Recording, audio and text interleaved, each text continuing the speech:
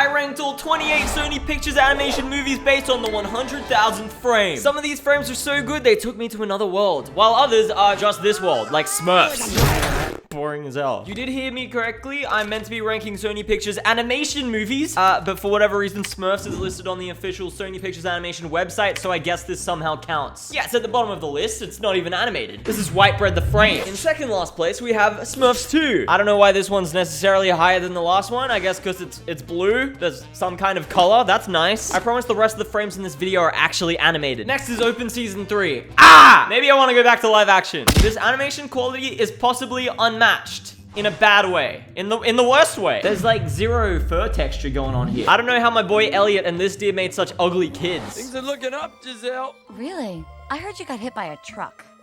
Next up is Arthur Christmas. This is an unfortunate one. The animation quality is clearly very nice. It's just too messy, too unfocused. It probably feels hella dramatic when you're watching it, but when it's just a frame, it sucks. Next is Open Season 4, Scared Silly. Did you know this movie existed? I didn't. This one's similar to the last. It's just dark and nothing really draws on the eye, but at least I can tell what's going on. I feel like this one would be a lot better if the dog's eyes were open. If you've watched any other video in the series, you know if a character's eyes are closed, it basically just ruins the frame. It makes it look unintentional, which none of these are intentional, but still, you know, it's hard for a frame to look good when there's a massive smear right through the middle. This series of movies looks awful from an art direction perspective. Sure, it's blurry, but I just hate what I'm looking at. Everything's a weird shade of mustardy green. It reminds me of The Great Sickness. Plus, these character designs are awful too. Everyone looks like a reskinned rat. This one has some nice colors and some good energy, but it's just a mess. My eye's drawn to a green blob. Like, if that's what I'm looking at, I'm not gonna give it a high score. The Emoji Movie. I'm very worried about this one. I think even if it has a good frame, I will not like it. Yeah. The thing with this frame is it's just kinda meh. Go watch the Emoji Movie to understand my joke. This is just a big penguin, like not much going on besides that. Me and the chicken are in too. The Star is a religious movie about animals being religious, I think. To be so honest, this looks like the most generic animated movie I've ever seen. There's like a subsector of animated movies that just kind of fly under the radar and make a little bit of money and no one ever talks about again. They're always about just like a random farm animal with big, bubbly cartoon eyes. And this movie falls sweetly into that category. I hate all the designs. They're just nothing. I'm getting nothing out of them. And if we're talking generic, whoo, you haven't seen nothing yet. This movie is called Wish Dragon, and this frame features boy in white shirt sitting on bed, and that's all I've got to go off of. Again, it's a pretty good frame, like, all things considered, but I'm just getting zero artistic merit from it. This is Smurfs, The Lost Village, and you know, it almost looks great. I love the vision. I love the framing. I love everything. But Gargamel is closing his eyes and he's in the middle of emotion, kind of ruining everything. Like, dude, I love colored liquids. They're so saturated. I also like the character designs in this movie. This is just a sad one, man. This one legitimately could have been top 5 if it was like 10 frames earlier. Next up is Fixed, the other Sony animated movie that came out on Netflix in 2025. Sure, it's 2D, which you know I like, but it's as basic as a 2D frame gets. There's no shading on the dog, and the background looks like it's a stock image, just blurred. Thank you, Fixed, for trying to bring 2D back, but honestly, I think you're just making it worse. I watched like 10 seconds of this movie and it was not a good time. What's going on here? What the hell's that?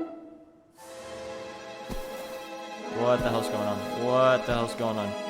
Jesus Christ.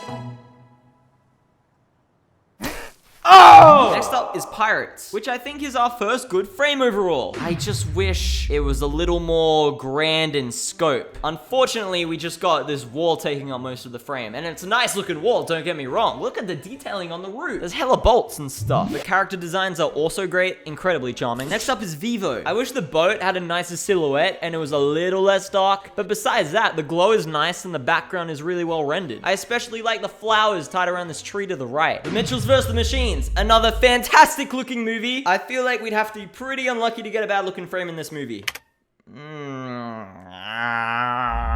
This movie has like thousands more shots better than this, but I guess this one's fine. I don't love the robot suit designs. They wash out the color from the characters' faces and themselves are just black and white. Composition and character is nice though. I mean, it's not bad. It's not bad. It's just not great.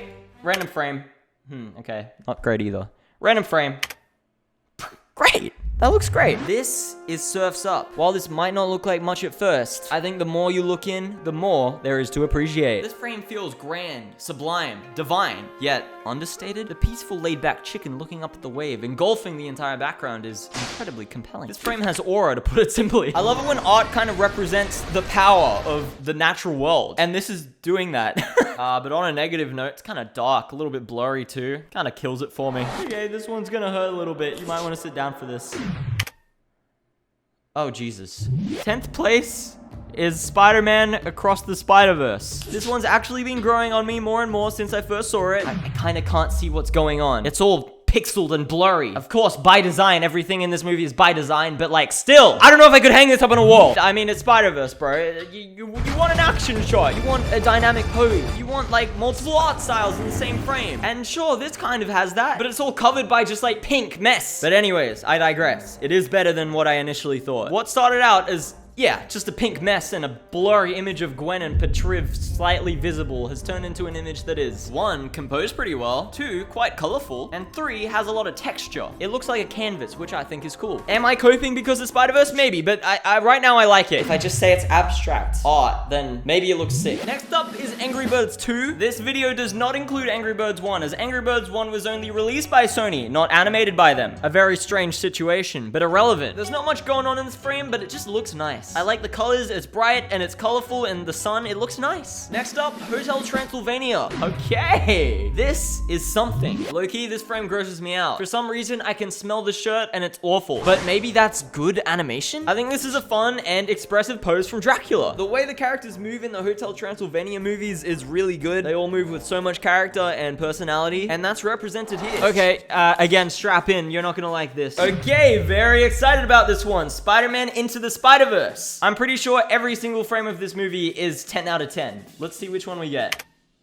Oh my god. Yep, here it is. Take a look for yourself. What do you reckon? Maybe not exactly what you wanted, but yeah, it's not what I wanted either. It's a tire. It's a picture of a tire. I mean, I'm not wrong. It looks great. Like, as far as a shot of a tire goes, like, it's top notch. I don't know, man. You can feel the motion. You can feel the grit. You can feel the danger. And, of course, it's in the Spider-Verse art style, which just makes anything look amazing. But, like, we got a shot of a tire in Spider-Verse.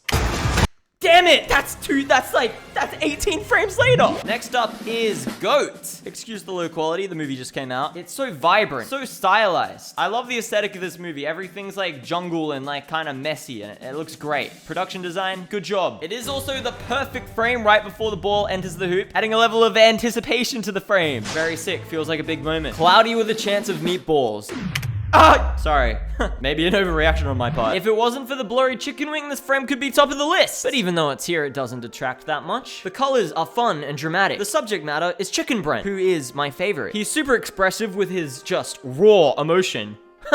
Which is ironic because he as a chicken looks to be cooked in this frame. The low angle shot also assists in the drama as if he's rising from the bottom, born again, if you will, from man to chicken. I love this frame. I don't know, I think they're kind of cute. I mean, this one just walked right up to me.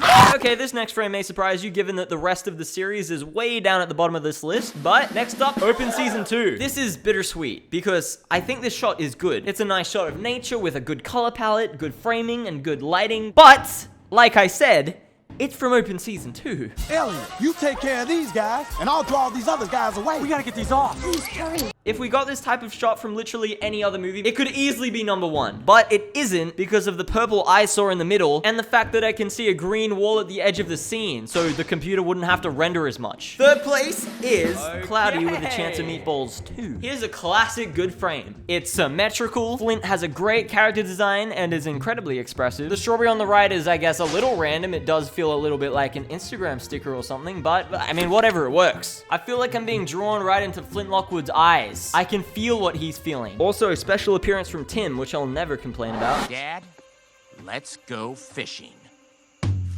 Second place goes to Hotel Transylvania 2. What the hell? This one looks good. The character design is fun. I love its mouth and googly eyes. I love how it's lit by a spotlight in front of a red curtain. It's very Twin Peaks. I don't think any of you have probably seen that. Check it out. It's like Avengers Endgame. It also feels eerie in a weird way. Like there's something sinister running in the background, which I think is cool.